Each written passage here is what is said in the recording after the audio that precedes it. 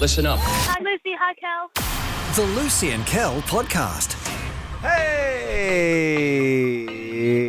everybody. It is the podcast with the Lucy. G'day. And the Casey. Yo, yo. And this is me. And we are doing a podcast for the week. That's right. This is our first and only podcast for the week. Aw, sadness. We've decided to slow it down to do one podcast a fortnight. Yeah. No. Of course, if you're listening to Lucy and Kel, the breakfast show, you'll know that we are in appeal weeks. Yeah.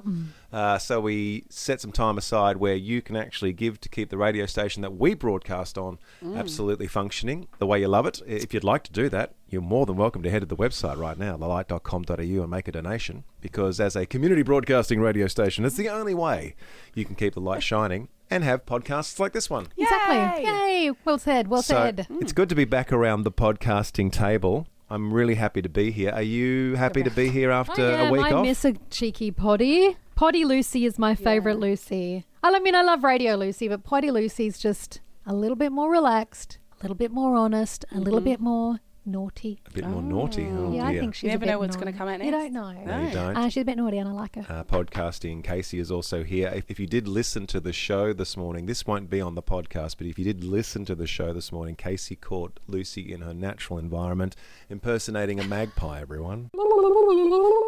So That is my favourite sound. This is the greatest thing about having a producer. So Casey just walks into the studio mid-song and just says, "Hey, I've got Lucy pretending to be a magpie if you'd like." And Kel's like, I would absolutely like that. I would like that. Absolutely. And then we can just do this all the time. And the best thing about that sound effect is that when Lucy was doing it, she really, in her soul, thought it sounded like a magpie. I really did. In my head, I was like, this is beautiful. And then I hear it back and I'm like, so stupid. It's not like a magpie at all. I wish I could love do it. a magpie. Try again. No. This is a magpie. I don't believe it. Do you believe there's any human being on the planet that can actually The magpie warble. imitate the magpie There are warble? people that can do anything. That Would you is- like to have a go? Yes, No, have no. a go, have a go, have a go. No, have I a know go. I cannot do Would you it. like to have a go? Anything? I'll do Lucy doing a magpie. This is okay. Lucy doing a magpie. Yeah, that's correct. Oh, you guys. Guys, I'm right here. That was Let's good. all have a go. Yeah. Let's all be Lucy being a Everyone magpie. listening to the podcast right now, here we go. I wish I could do it. Anyway. Is there anything we need to catch yeah, up of on? course. You and I actually had to move out of our home for a while. We didn't talk about this at the time. We haven't talked about this at all. I know we haven't. And because we were doing some renovations on the flooring, and so we had to move out, and that was hard for Kel and I. Now be careful, because I told Casey this morning. I have noticed something about us. We're getting flooring in our house. I know. Which is quite A blessing. a blessing. I know. mean, we've worked hard. You- You've got several side hustles Yeah. that have financed this. But essentially what we're complaining about is getting new flooring in the house. I know. It's a So bit we just got to whingey. check ourselves before we wreck ourselves. No, okay, so it was wonderful. However- we moved into a little apartment with the dogs. The dogs did not cope. And you know what we found out about ourselves? We are not apartment people. We're not apartment people. We'll never be apartment people. No offense to apartment No, people. Yeah. I thought we could be. We're not. We're There's not something apartment about people. being in a box, Yeah. inside another box, inside a stack of boxes. Yeah, didn't like it. Felt There's very just uncomfortable. something about it. I every time I was in the basement car park, I was like, "There's like 20 floors on top of me, and how is this all staying up structurally? And I could be crushed any minute." Yep, I so think that about made that me too. panic. You had an existential Yep, crisis every about time. engineering. Yep. And then when I was in bed in the apartment, because before I tell you what I was thinking about in bed in the apartment, the dogs didn't cope. We couldn't keep the dogs at the apartment. They were allowed to be there, but dogs didn't cope. And we thought Very barky. They're Very, so barky. very barky. So the only option was Kel had to move back with his mum and dad with the dogs. I'd already paid for the apartment, and there wasn't room for me at Kel's parents. So Kel went with the dogs and his parents. I stayed in the apartment by myself with my daughter, and lying there in bed every night, I kept thinking 10 or so apartments every floor. There's 10 floors. That's 100 apartments. One person might leave a candle, and what happens if there's a fire? And then I just couldn't sleep. And then I thought, you know what? I don't think apartment living is cut out for my anxious brain. A lot of people would think living in the apartment is a bit like an episode of Seinfeld. But not for you, Lucy. No, not for me. I'm not an apartment person. You didn't make any friends. No. You didn't have someone like Kramer bursting into your apartment every 5 minutes, stealing your cereal. That would have been me if I had known. I spoke to one girl in the lift. Casey would have been your Kramer. I did speak to one girl in the lift. She said she liked my tracksuit, so I guess that's a friend. Well, that would have been a good day. Yeah. Well done. That's a start. That's season 1 pilot there. Wow, Seinfeld starring Lisa. Before we wrap up this part of the podcast and get on with the show, I will say it's been a while since we've had a podcast, and I'm sure people are wondering, how's Casey's wedding / marriage going? Yes. She's been married for what, 3 weeks now? Yeah. Okay. Has it been great? It's been great. Because you're living together now. It's been so Do you fun. hold hands as you go to sleep, like Lucy and Kel? Yeah, actually, well, what we've learned about each other is that I'm like, hold me until even when I sleep, hold me, even though I don't know. No, just please, just even put your finger on my shoulder. I need a hand just to touch something. me. Yeah. So then when he flips over, he literally just gets his toe and just puts it on my toe.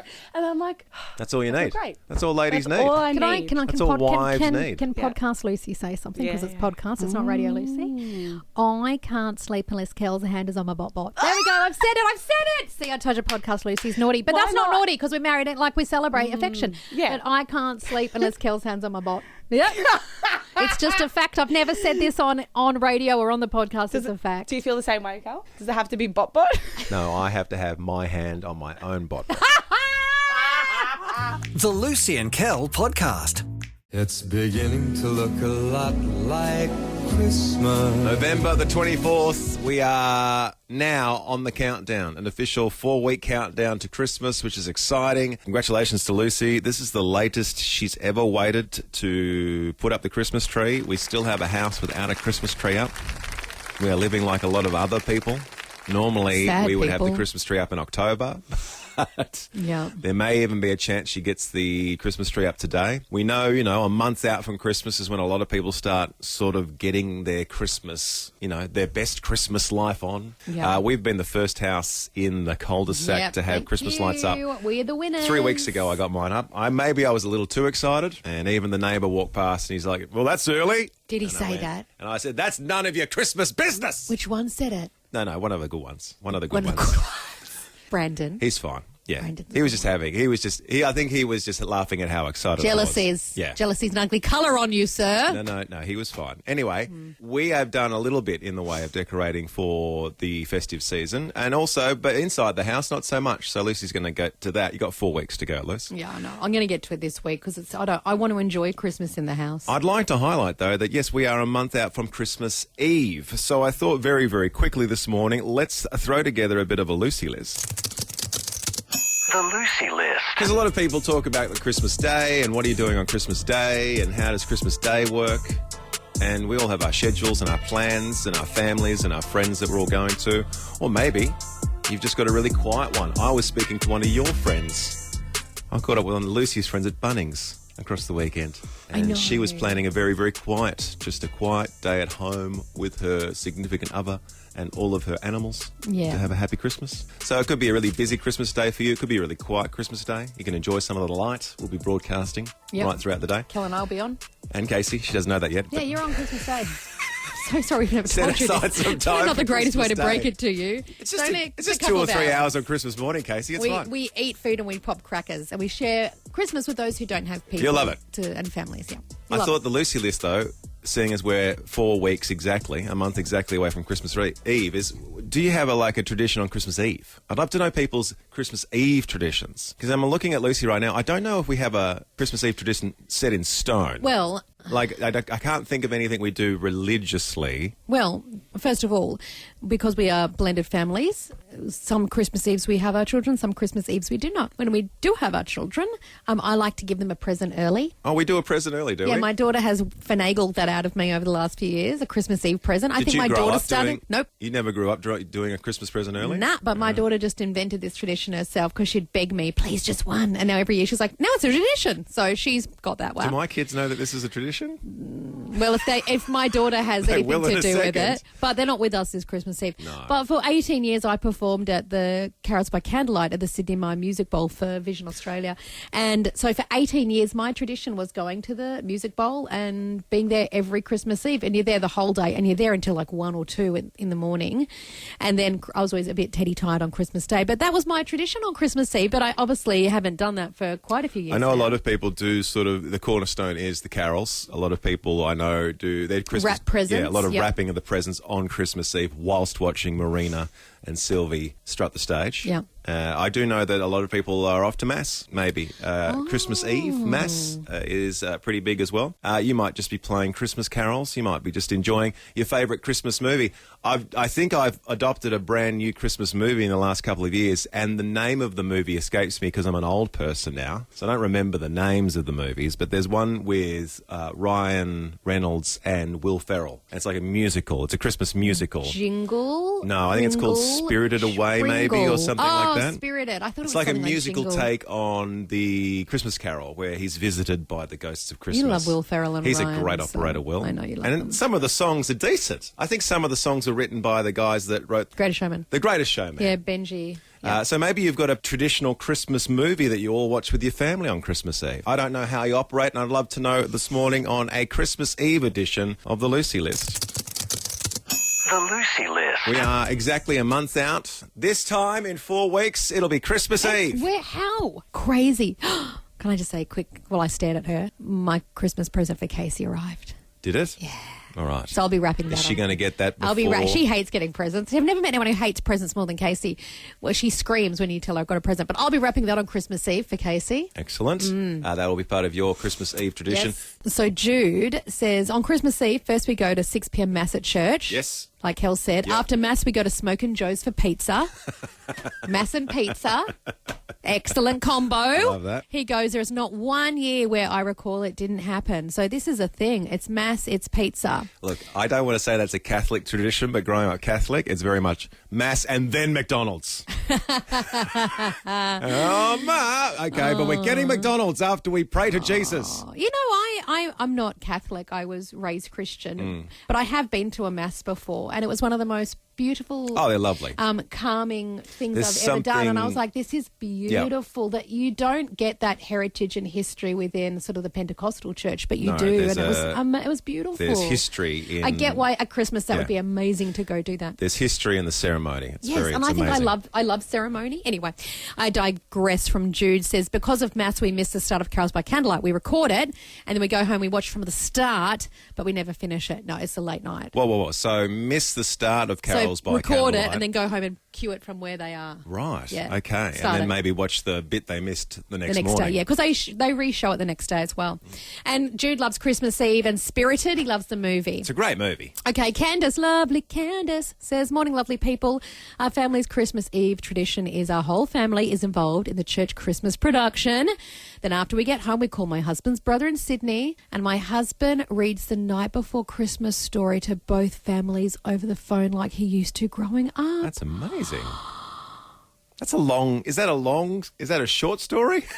No, 'twas the night before Christmas when yes. all in the house not a creature was stirring, not even a mouse. It's And, that one. and speaking of Christmas Candace, productions... he made me tear up. The fact he rings his brother and they're big boys now. They're big boys. You also, I believe, have been involved in a Christmas production or two, so there would be a lot of people out Yeah, there... I used to do that. ...treading the boards before Christmas. I used to write massive big Christmas productions at my church, which used to be one of the biggest churches in Melbourne, and so many listeners would come and see my musicals that I would write. That feels like a lifetime ago. That I is used very to much write a Christmas and direct tradition. Thank you shows. very much. Wes from lovely Lower Banks says our family tradition for Christmas Eve is a game of golf. For the last 10 years, I only play one game of golf a year, and then they follow that with a seafood banquet. That is nice. That is nice. is A game of golf happening? in the afternoon and a seafood banquet. He Christmas go, Eve. Oh, he missed it recently because he was being a lifesaver. Who are all these legend listeners? Karen says she puts all the presents under the tree on Christmas Eve. And she goes, it can take ages because, as Lucy knows, it has to be balanced and look amazing and colour coordinated. It's not a hot mess. Not that I'm not paying attention Thanks, to Karen. my life. You do know me. Not that I'm not paying attention to my life, but do we do that? Is there a ceremonial Christmas trees? Do I wrap the presents No, in no. matching coordinated colours? No, is there the presents under the tree on Christmas Eve? Or or do we do it earlier? She's saying the ceremonial gathering of presents. No, under it the depends Christmas if we tree. have our kids. If the kids are there, you've got to be careful because, I feel like they're Much like Lucy did when she was younger. Yeah, they're going to rip them open in the She middle will of the go night, through all the maybe, presents to so. see which ones are hers. My mum was the worst. Mum was the one who'd shake it, and mum would tear a tiny corner just to find her. CSI style. She's so cheeky, my mum. Karen also watches the King and Country special. There's a Christmas special on YouTube. Is there? Yes. I think should that's a check little that out. drummer boy special, so she puts that on. Juliet says, good morning. Morning, JF. She goes, my dad is German, and every year when we were kids, his family would send a huge German parcel full of food and prezzies. We would open it on Christmas Eve, and it was so exciting. My cousin is married Love to a that. delightful Polish man, and there are a lot of different cultures that will actually do Christmas on Christmas Eve. Yeah. So they're eating up a Dutch. storm, and then they sort of sleep it off on Christmas morning. Our first producer, Linda's family, Linda Bailey, Yep. her family was Dutch, and she'd say, if you're not Dutch, you're not much, was her phrase. But they go would, hard on Christmas They Eve. would celebrate on Christmas Eve. Yep. Linda, I remember, was all about Christmas Eve. Joanne says it's Mum's birthday on Christmas Eve, so Lovely. our celebration that's the tradition. Separate the presents, Grace in birthday and Hallam Christmas presents. says on Lucy. Grace says, hi, Lucy and Kel, on Christmas Eve. My family goes out to a restaurant in the city for dinner, and then we go to the Maya windows, and then we finish it off at the Ivanhoe Boulevard lights. That is a great Christmas That tradition. is, I want to be adopted by the Finn family in Hallam. The Lucy and Kel podcast. You're going to love this next bit.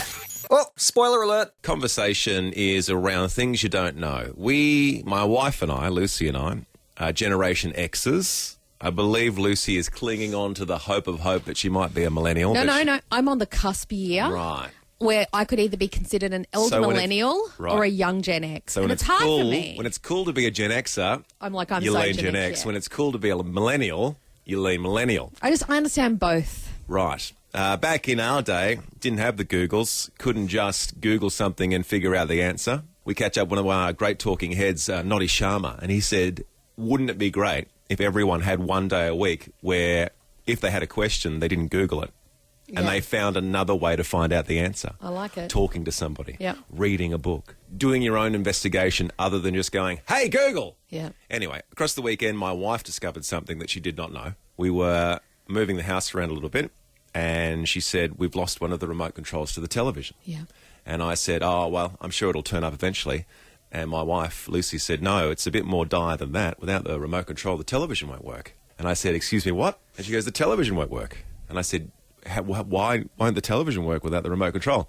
And she said, because televisions only work with remote controls. And then I had to explain to my wife that there are buttons on the TV that operate the TV itself without the remote control. Now, I'm pretty sure you understood there was an on and off switch, but you didn't understand that every function on the remote control can be accessed directly Can't by... be. It has to be. I still you can't stand by sell the a television. And the vital Yep. cornerstone of the operation of the television is a remote control. Because what are we always doing? Losing remote controls. There We're are always thousands losing of them. buttons on a remote control, and you're telling me a There is a mystery TV in our black house. button There that is- can get you to every part of that menu? Our cheapest TV in the house has one solitary button, and depending on the sequence of button presses or button holders, with that one solitary button, you can do everything a remote control can do. I'm just saying. Lucy figured it out across the weekend. TVs have buttons on them that act in response to not having a remote control. Isn't that wonderful to learn? You still don't believe it. Not really, but I tried to educate you. Okay. So it's not really a survey says, but I don't have any other sort of file to file this under. I just wanted to maybe quickly explore things we don't know. And don't be ashamed of things you don't know. And it's actually okay to ask somebody else. Like Lucy asked me about the TV not working, and I was like, no, this is how TVs work. And that's great. There's something that I have been passing by in the last week, and I don't know. I don't know the question. Well, I know the question, I don't know the answer. Yeah. And I don't want to Google it. I just want somebody to tell me. I feel like we're going to have a better human interaction if somebody tells me. And this is also an opportunity, if you don't know something, like we've done this in the way past, where we just basically opened up the text messaging service or the phones and said, what don't you know? Yeah. If you've got a question about something, first call we got all those many years ago was, what's the cloud? Yeah. That And was such a long time Lucy ago. and I couldn't tell you what a cloud was. Yeah. I was like, it's where stuff goes. It's where you put all your photos. Yeah. But where is it? Well, we don't know. Is it a real thing? I guess it has to be because your photos are there. I have a question like that this morning that I don't know the answer to. There is a massive, thumping, 25-storey crane Yeah. next to the building of where we broadcast from. It's building another building. Yes.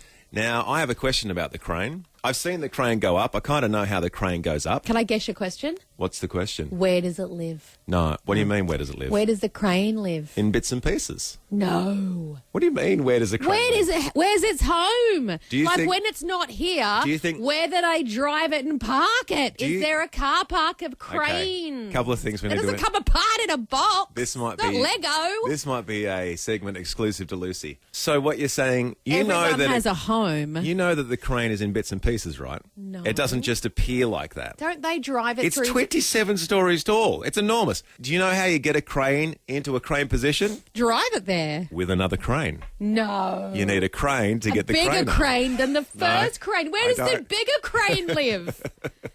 Where's this crane place where all the cranes... Listen, these are much more technical questions than I can answer right now. I have one very specific Okay. question. The crane is about 27 stories tall. Yeah. It's enormous. Big. There's a little ladder that goes all the way up the middle of the crane to get into the cabin. I get that. I get how the crane operator climbs up into the cabin. Yeah. But it's so far up there, it takes about 5 minutes, I'd say, to climb all the way up. Oh my or climb all gosh, the way that's down. terrifying. So my question is, and I don't know the answer to this, is there a toilet up there in the crane? No. That is my question. No. All right, so you're craning stuff. Imagine you craning stuff. And you're 27 I stories don't- up into the cabin. There's as if there's a toilet in a crane. Are you It's a crazy? big- no, look at... Are you if crazy? This is what you're thinking. You think a crane is a tiny little box. If you look up at a crane for long enough, you'll see it's quite extensive. There's a lot going on Okay, up there. but It's still, a platform. there's It's not a platform. toilet. There's not a dining room. I think there might It hasn't got be. a bay window. I think there might be, like on many 747s or Airbuses that travel intercontinentally, I think there might be a little bathroom for the crane operator. You're an idiot. No, that's crazy. So he's climbing all the way down. No, he's not. I don't want to be crass. Before you go to work, you go to the toilet. He or she Well, can I say... gets rid of everything. Then they not climb all of- up. I'm saying not everyone has a long time sort of lead up to what they want to do. If you're suggesting that you have to climb up and down a crane to go and take care of what nature is asking you to take care of, you could never be a crane operator. No, I couldn't. Because when it happens pretty quickly. Listen, the crane operators don't drink coffee in the morning because they know that's a diabolical thing to do. All right. But I'm going to be sexist. Majority of crane people are probably men. And I don't think that's a game-breaking there's statement. no toilet up there, you crazy person, but there will be a bottle. He'll have a bottle. All right. He'll have a wee bottle. And that's okay to say. There's nothing wrong about that. This might be... That's what he'll have. This might be a bad day to ask. I believe it's an RDO today, so most of the crane operators Crane probably guys are asleep. But my survey says... Survey says. Is there a tiny little bathroom up on that craning platform for crane operators? Are we going to go? We'll go to the text messages first, but we also have an official crane operator on the phone who's going to reveal all, which is very exciting. What are people saying on the text, Les? Well, Trucker Steve, Go on your trucker, Steve. says crane operators that I know from construction sites use bottles like Lucy said. Then in dire situations... Oh, no. Let's not go there. Well, you've asked for this. Let's You're the one who asked about a bathroom. Let's establish the chicken or the egg scenario. So they drink the bottle of water, and therefore something has to happen with that bottle of water, so they use the empty bottle. It's like the circle of life going on. What happens in the other circumstance? Let's not go into too much detail. I'm just going to read it how Steve said it. This isn't me. This is Trucker Steve. Can't be mad at him. We love him. They have a bucket with a plastic bag and they'll just bring off the plastic bag and bring it down with them at smoko time cannot if there believe was that. a secondary issue. I'm not saying Steve's wrong. I find that hard to believe. As a can't. 1,000 I years believe ago, it. 1,000 years ago, as a carpenter, if I was working on a work site, the amount of paperwork and inductions and all of the ticks of the boxes and crosses and making sure everything was great, and then somebody hands a crane operator a bucket and says, "There you go, mate. Off you go, off Just to in work." case of emergency bucket. I get it. Is it red? With the- I hope it's got hazmat symbols on it. we have a crane operator joining We us do. this morning. Look, Lucy and I may have suggested that the Now majority... listen, I said the majority of crane operators are You didn't male. rule I it didn't out. say all of them. I Right. said the majority. And I've done the Googling and it's 1 in 25 are women. 1 in 25 operators of cranes are women, and we have one of them right with us right now, Kate in Yarraville. Good morning, Kate. Good morning. Thank you so much. Apologies. We just assumed men were the ones operating cranes on the whole, but I'm glad that you're, breaking the glass ceiling when it comes to crane operation. I could spend the next 5 hours talking to you about how you got into the industry, but really the question is, when you're up there, all the way up there, Is there a little bathroom for you, or do you have to climb all the way down? Unfortunately, there is no little bathroom. That would be incredibly convenient if there was, but there isn't. So, yeah. So it's up and down, so Do you it's just cardio. limit your drink intake? I do, yes. Okay. I generally take like a coffee up with me, but yeah, I'm up there from anywhere from 6:30 to 7 a.m. in the morning till 12:20, so lunchtime. I don't come down for smoko because it's only half an hour. So you could be up there for 6 or 7 hours. Yes. And just yes. good bladder So, control. Just good bladder control. Kate, how high up? Like, what's the tallest crane you've been in? 50 metres in the air. Okay, So- 50 metres off the Oh ground, my gosh, Lucy. do you climb up it yourself? How do you carry Yes. a coffee up there? So we've got like a climbing bag, and so I put Climbing like bag. a keep cup inside there. That's yeah. amazing. And do you love your job? I love my job. It is the best job in the world. With the best office in the world. Generally, you're looking out over the water or the city, or it's beautiful. Oh my gosh, I could Why not, Kate? speak to Kate for 100 years. I just want to know. So much. Can I just a couple more questions, please? It's early. Let me have a few more questions. Thank you, Kate. Are you in the crane you're in? Are you building things or are you moving things? You don't build things with cranes. You just lower them into place. But she might be building houses, or she might be in a crane at like Docklands moving shipping containers. Do you know what I okay. mean? Very good I'm like, is question. it a construction crane or is it like a moving-y crane? Yeah, so it's a construction crane. So I work for a formwork company, so we build structure, and yeah, so we're there building everything, and then once the building is topped out and we load up all the plaster and the windows, and then the crane comes down, and then we leave and go to another building and build it all again. This is probably a question from Lucy on Lucy's behalf, because she did ask this morning. I think Lucy has the idea that the crane comes in fully formed on tiny wheels and just drives around. Could you explain to her how a crane becomes a crane very quickly, Kate? Well, the ones that come on wheels are mobile cranes. So these are put up by other cranes. Mobile cranes put up the tower cranes. Yeah, so I'm a you tower need a crane to put up a crane. One more question. I got to see. This is such a great. We should do a segment where we find out odd jobs, because this is a different. I've never met a crane operator before, let alone a female Last crane question. operator. Do you? I'm assuming you get attached to a certain crane. You've probably worked in lots of cranes. Is there a crane that feels like your favourite crane, and when you see it, you're like, oh, it's old friend, and it's like you love your crane. It's like Are craney. you going to ask, do you name your cranes? Do you name your cranes, and do you feel attached to them? I do. Yes, I It knew is. it. It's like driving an old car. You're like, come on, girl, or something like that. I do. There's a crane that I operated for quite a while last year, and I do. I do Yep. feel like Yep. it's, Old my friend. baby. Your baby. Do you know what? Yeah. I would love to sit next to Kate at a dinner party, because I feel like it's the most fascinating conversation. I'm going to give Kate, it is the first person we've spoken to this week. It's Monday, it's first thing, but Kate wins Listener of the Week. We're half an hour into the show. We've had our best caller of the week. It's Kate. I love you, Kate. Hi, Kate. I love Kate. Oh, Crane. thank you so much. Kate, the crane Congratulations. driver. Oh, Kate, please call back. Oh, every time I see a crane, I'm going to look up there and be like, oh, what if that's my friend Kate? The Lucy and Kel podcast. Schoolies is happening at the moment at the various locations around Australia, predominantly places like the Gold Coast. Kids are descending in their tens of thousands. 15,000 at Surfers alone. Kids are celebrating the end of school, getting together with friends. And look, we are, as parents, if you're a parent listening right now, I know we all have emotional responses about schoolies, and rightly so. We want to protect our kids. They're not known. And the kids, this isn't a slight on you, because I was your age once. We're not known for our critical thinking at your age or our decision making. They've got none. And so schoolies can be a little bit of a stressful situation, both for the kids involved and also the parents as well. I do love all of the organisations that descend on all the hot spots across schoolies to protect the kids, specifically the organisations like Red Frogs. I know, they do doing such a great masterful work. amount of work there. They've got pancakes on the go this year, apparently. Fill them up with pancakes. A lot of escorting too, a lot of sort of walking the kids home from different places to keep Yeah, them they safe. do this thing called walk homes, where you can book a walk home and they'll walk you home. Which is spectacular work. So any of those organisations that are there to support the kids during what can be a very vulnerable time, we just know that kids are kids. They've gone through school, they want to celebrate, and unfortunately, sometimes, as we said, the decision-making and the environment isn't necessarily conducive to a great outcome. But we thought we'd talk about schoolies this morning in the context of other opportunities.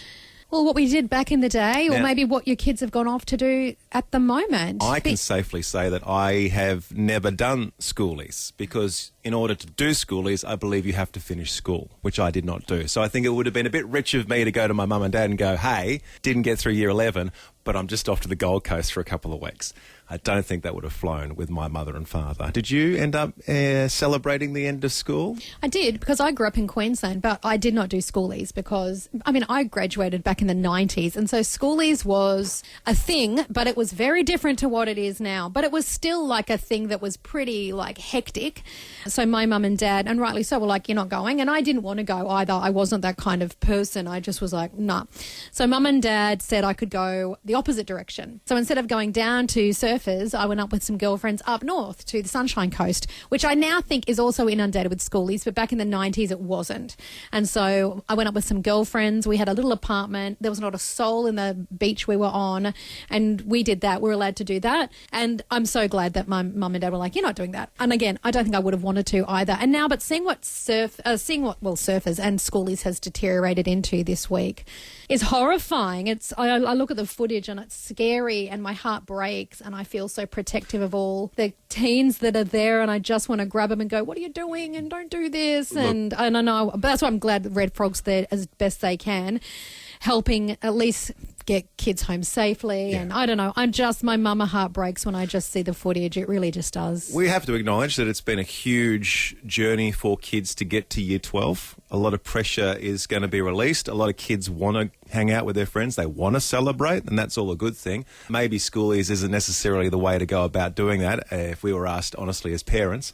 I do know this too. Let's be the positive radio station and lean on the fact that we do know there has been a generational shift. I know my generation growing up was very heavily into the abuse of alcohol and other substances, and it was kind of like a rite of passage. I'm really encouraged that the generations now don't seem to be as interested in that sort of thing. Do you think? Well, I know we're seeing what's going on at schoolies right now, but I do think there are a lot of kids out there that just don't have any time for this sort of stuff and actually have made other plans. I would love to know this morning, have your kids gone and done something else? Did you offer them something else? Did you say, hey, you're not going there, but I'll send you to Paris? I don't know. That'd be so great. You can't go to surfers. Mum and Dad have had to think about it, and we've bought you a return flight pass to Paris instead of going to school. That's how much Mum and Dad don't want you going to school. Who can afford that? But did you do something else? Did you do like what I did back in the 90s where we went somewhere totally different? Did you... Maybe there are people going, hey, I don't want you to go away. If you don't go away, I'll, I don't know, help you towards a car. I don't know. There are so many different options. Like if you didn't go... Miller goes, my son is not going to schoolies because he was offered an apprenticeship with an electrician and he starts this week. So instead of going to schoolies, he's going to be able to afford a car and a down payment on 2 houses in the space of about the next 12 months. Love it. 634 says, I went on beach missions after graduation. That's a lot of people do that. A lot of mission trips going on. Yes, Cassandra says the same thing. My church offers a schoolies alternative where you can go on a missions trip instead. There is a lot to be learned by putting yourself out there into either different parts of Australia or overseas. We know there's a lot of mission trip opportunities for young people overseas, and you learn a lot about yourself. You make some lifelong friends, and you're actually giving back to the world. Deborah says the day you finish school is the day you start work. I like that energy. You graduate and then the next day it's off to the mines. 88 says, I went to Fraser Island with friends in 2006. One girl's dad just drove us all over the island in a big troop carrier. Well, that's cool. I like that energy. I like that parental, I'll drive you there. I will be your chauffeur for the week. Yeah. I will look after all the bills as long as you do it with a few friends and you stay away from the Gold Coast. Yeah. 100% that's what you do. I would do that. Yeah, I get that energy. Yeah. Let's go to the phones. James in Kilsyth. Hey, James. Good morning, Lucy and Kel. James, what did you do back in the day? I was really boring. I caught a bus across to South Australia for Adelaide and stayed with my aunt and uncle and did 2 weeks of interning at 2 different accounting firms. James, let's not call that boring. I think that's amazing. I think a lot of parents would love to have you as a child now. Son of the year. Son of the year. I think that is the dream response from anyone who has a child at the age of about 18 or 19. Did you end up being an accountant for the rest of your life, James? No, not at all. Oh, okay. But you went to Adelaide as an accountant. Good on you. It sounds like something you could do in Adelaide. Learn to be an accountant. It's good. Good on you, James. Thank I think you, that's James. impressive. That is definitely an option. Ros in Hughesdale, welcome to the show. Thank you. Ros, what did you do? It wasn't me, actually. It was my daughter. She and my husband went to Thailand. We have a friend who ran a mission for Burmese refugees, Thai Burma border, and she and he went down there and did a week in Thailand talking and helping the kids who are off the rubbish dumps there. It was an amazing experience. Wow. Very confronting, but actually so wonderful. Yeah, Ros, did she rave about that? Is she so happy that she's had that experience? Yeah, she was really happy. Yeah. Wow. I think it's hard sell sometimes. A lot of people do that. I think telling your kids you're off to a missions trip in Thailand, it might be a hard sell, but I think once they've gone and done it, they get a huge amount out of it. Well done, Ros. Very good. Thank you, Ros. And Teresa in Blackburn, welcome to the show, Teresa. What is happening right now for you? Well, my amazing husband, John, is overseas in Cambodia, and he's taken a group of about 14 students on a schoolies, inverted commas, trip to work in a school there about 2 hours outside of Phnom Penh. The Year 12s teach the younger students English, and he and his fellow teachers teach the teachers there pedagogy, like how to teach, and they also practice their English and things as well. Wow. That is so impressive. Again, see, these are the good stories we want to hear, right? Well, it's just a different option, and I think a lot of life experiences are out there waiting to be experienced, and I mean, if you can do it at a young age, it can kind of form the person that you turn into later on in life. Yeah. And I don't think 40 years from now are like, well, one of the greatest highlights was that week at the Gold Coast for schoolies. Yeah. They're probably regretting that decision. No, right. But people that are going on mission trips or maybe doing something as an alternative to schoolies, and they might remember those sorts of memories for the rest of their life. Those things are life-changing in a positive sense. In a positive way. The Lucy and Kel podcast. You're going to love this next bit. Oh, spoiler alert. I'm not going to go to the movies again on a weekend. I'm going to go to the movies in the weekday when kids are not there, because 300 children piled into the cinema. And as they were pouring in, because we got in early, got our seats, sat down. This is opening weekend too, isn't it? Yeah, so you know it is opening everybody's weekend. going to want to line Shouldn't up and buy have done tickets. that. Big mistake, huge.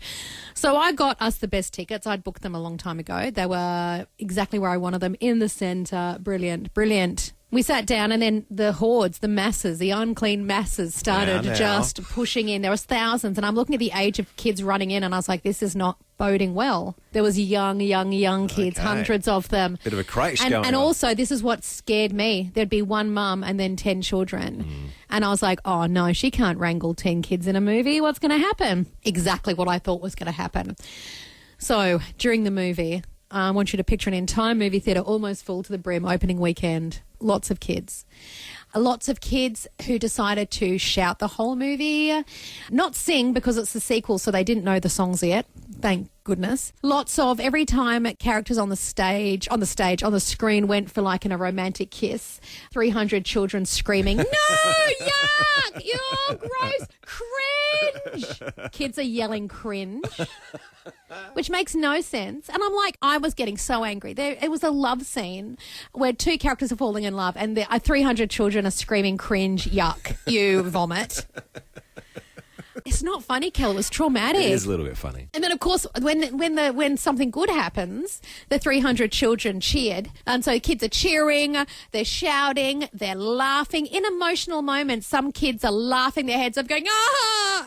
And me and around 5 other mothers in the cinema did all we could do, which was to turn around and shush the children. A lot of shushing? There was mums all through the cinema shushing. Through the whole movie, all you'd hear is shh, shh. I shushed at one point when all the kids were you shushing other people's kids? Yeah. Because my 2 daughters didn't, well... They knew what was at good one for point, them. Charlotte did yell awkward, and I turned around and I said, don't you dare say that. Not on my watch. Not on my watch, not next to me. But when all the kids were screaming, at one point, you yuck, gross, in a love scene, which was meant to be emotional, and they ruined it, I did turn to my left and go, shh, shh. So you're a shusher. And there were mums all dotted through the theatre going, shh, shh. Was there any scowling? Well, I don't just shush, I turn and I look. And I was having a conversation with Casey, and I said, Casey, you a shusher? She's like, I'm a shusher and I'm a looker. And I knew what she meant. Shushers just shush. Shushers and lookers look and shush and look and you scowl and you shake your head. Casey, I know this is the medium of radio, but could you give Lucy the look? Oh, just. Oh, gosh. See, that would make me shut up. What a shift of emotion. Yeah. Normally she's bubbly and happy. I know, She's just stone-faced. That's brilliant. Imagine if she now shush me and look at me like that. Oh, the eyes have gone no, wide. don't- You'd throw in an eyebrow. You love an eyebrow. Look at the eyebrow. And then I do this as well. I go, Yes. Oh, Yes. right. Like Yes. you're disappointed. yeah. Yes. And you shake your head and you go, Disappointed in the Yeah. 8-year-old being an 8-year-old. so she'll show a looker and a shaker. You go, oh, shh. All right. Well, you and Casey would be great to go to the movies with. We would love it together. I have it on good authority. Kel is none of those things. Well, I'd Kel be- has been to the Minecraft movie where kids Oh, literally... you would not have survived in the Minecraft I movie. didn't go to the Minecraft movie because I couldn't have coped. My head would have There were exploded. quite literally chickens and goats and Kids are picking up chairs, fire throwing them through the extinguishers. screen. Oh, it's good fun. There's not enough shushing in the world to control children in the Minecraft movie. But Kel went excited to see what would prevail. He was like, bring it on, kids. You would never have been the same if you went to the No, Minecraft movie. that's why you took all our kids and I said, I'm not going because I will be so angry. And also it was such a bad movie. I'm glad I didn't go. Excuse me. That's some of Jason Momoa's best work. It was woeful. So what you're asking this morning is, when you go to the movies... I just want to know, there are two kinds of people in this world. There are people like Casey and I, shushers, lookers, shakers. You might be a combination of all three. The Would combo you platter. walk out to the usherers? Yes. You've walked out to an usher before? Yep. Oh, my goodness. All right. I would. If something was going on, I'd be like, if I was anywhere... Go and tell the teacher? I'd go, even at a musical, I would get out and I'd be like, please stop this. All right. I just need to let you know. The great thing is because my niece is a manager at the movies, I had her on speed dial could and just I call was the ready mobile. to say, no, I'm serious. But when there was a girl to my left, when we sat down before the movie started rolling, the girl to my left stood up and started singing the whole movie at the top of her lungs to her friend. And I was like, not on my watch.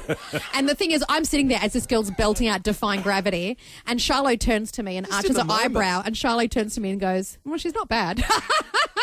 So many great texts. B has gone, once a lady was throwing up into a cup whilst watching Titanic and I just gave her a look. Okay.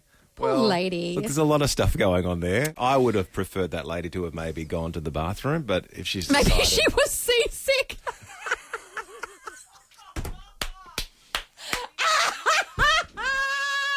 Oh, that is gold. Okay, you That two. is All right. gold. Okay. Comedian of the year. Now, when you say stuff like that after comedian the of the gag, year. All right. apologies to that lady who may have been ill for a That's specific the reason. funniest thing I've ever said. That was it. That was the moment I peaked in radio. 17 years for that moment. Jodie goes, I can't remember the last time I've had to shush, but I have now that I'm disappointed in you. This is not okay. It is time to stop. Look. I feel like that's your energy in the movies on the weekend. You're just Yeah. very disappointed at the So behaviour disappointed. of kids having fun. Yeah. Grace in Hallam said, Lucy and Kel, I'm not a shusher yet. Because I do believe Grace is a kid. Go, Grace. Maybe Grace is a teenager.